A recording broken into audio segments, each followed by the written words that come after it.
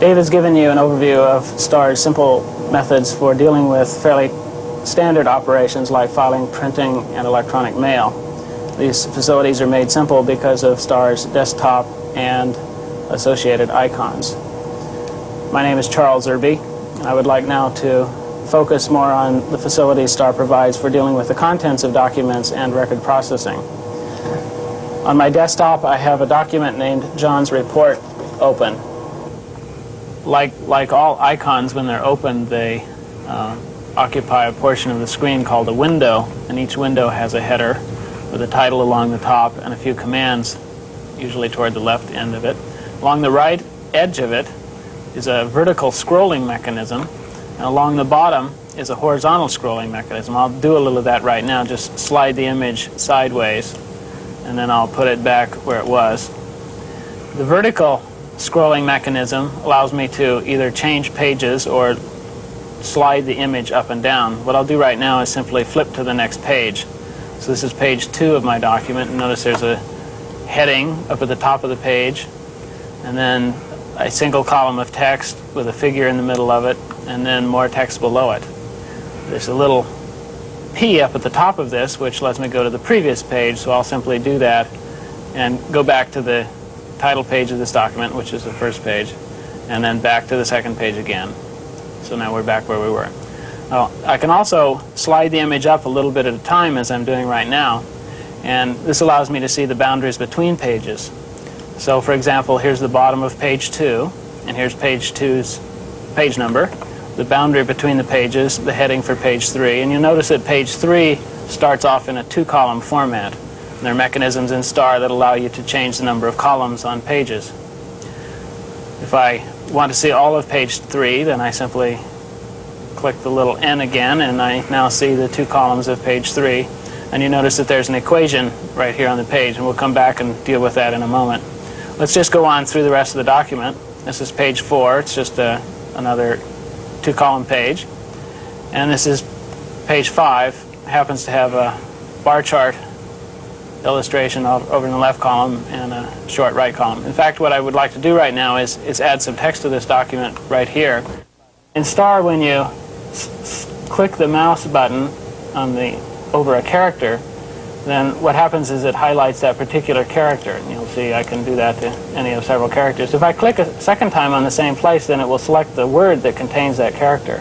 And if I click a third time, it selects the sentence that contains that word, and a fourth time selects the entire paragraph that contains that sentence.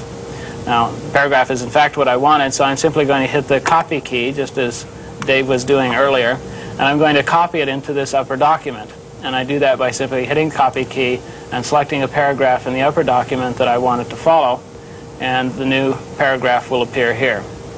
Now you notice, whereas in the old document this paragraph occupied a single wide column, since this is a 2-column page, it's automatically adjusted to be as narrow as it needs to be to fit into this column, but it hasn't picked up the interline spacing of these other paragraphs. There's a key on the keyboard labeled same, and by simply pushing that and pointing to one of the paragraphs I'd like it to be the same as, then it simply changes the format of this paragraph.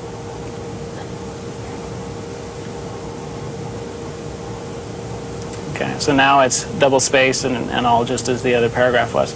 This is basically an optimization for my general mechanism called a property sheet. And if you notice down in the right-hand corner of the screen now, this property sheet for this paragraph is appearing. This is a little window that lets me set the various parameters of a paragraph.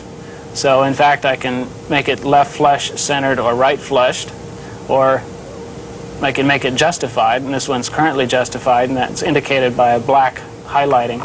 And then I can set indentations from the left and right margin. Let's actually change that now, and let's bring it in, say, three spaces from the left, and let's say 3 spaces from the right.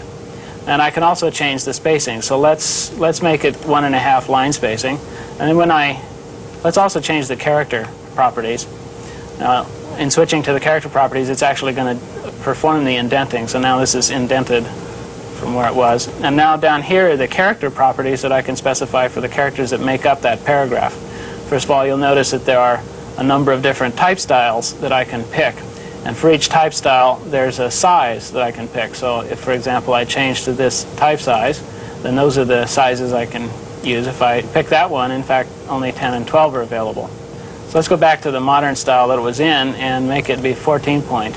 Now these are what are called mutually exclusive choice parameters. If I pick one, the current choice gets turned off. These down here are called state parameters. They're independent, so I could have it be bold and italic both, or even bold and italic and strikeout. So let's take a look at how this appears now. So the text now is in 14 point, bold, and it's also got what we call strikeout. In other words, a line through the middle of it. Now text editing works just the same as the move and copy paradigm that Dave was showing you before. I simply select, for example, a word and say move and point to a new place, and it moves that word down here. Or I might say copy and select another word, and it puts a copy of that word there. I can point at any place and start typing,